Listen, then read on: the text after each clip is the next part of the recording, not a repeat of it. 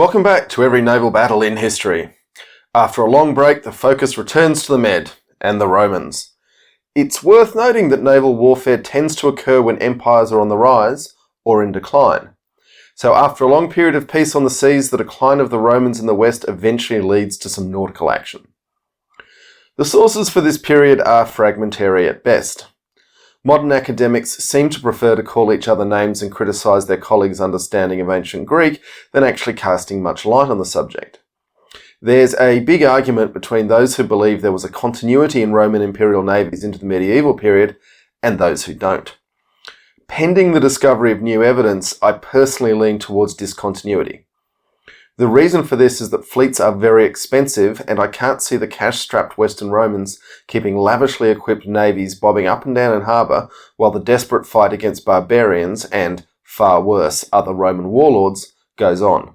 Also, the word for a warship in this period shifts towards the Greek dromon, which means runner. It's a reference to the oars. This seems to me, at least, to suggest that naval capacity, such as it was coming from the Greek-speaking east of the empire.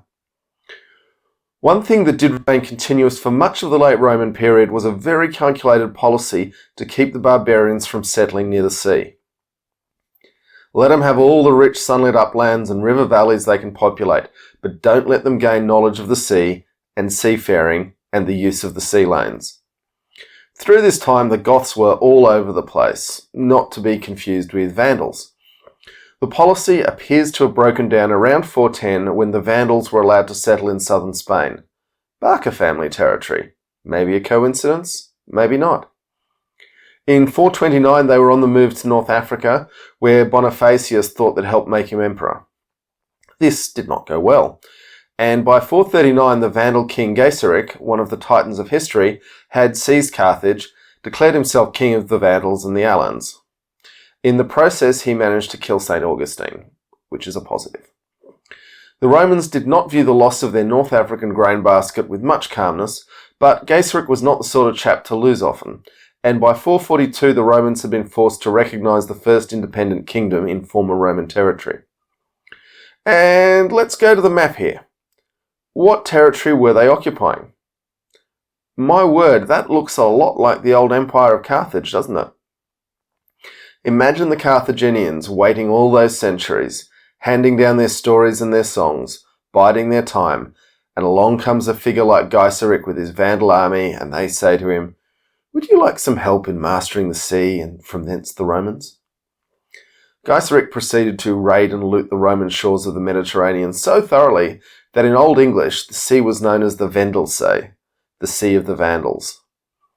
Quite a change from Mare Nostrum. In an effort to end the pain, Valentinian III tried to marry his daughter off to one of Gaiseric's sons.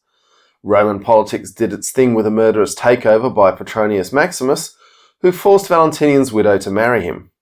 In 455 the widow, Licinia Eudoxia, herself the daughter of the Eastern Emperor Theodosian, yep, him what built the walls, wrote to Gaiseric calling for help.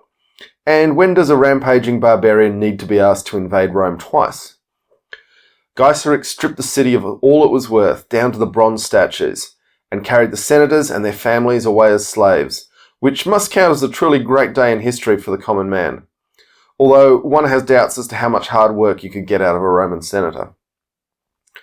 Which brings us to one of the more maligned figures in history, Ricimer. Being of barbarian heritage, the Roman upper classes loathed him, but as one of their last effective leaders, his life from 418 to 472 was certainly action-packed. He was ambitious and vicious and entirely capable of betrayal, but it's hard to see how this makes a Roman leader a bad guy. He's mostly exceptional for great competence and dying of natural causes.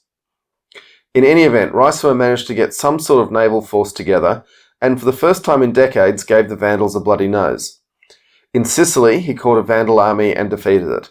They retreated to their ships, and Ricimer then chased them up to Corsica and won the first Roman naval victory that we know about in centuries.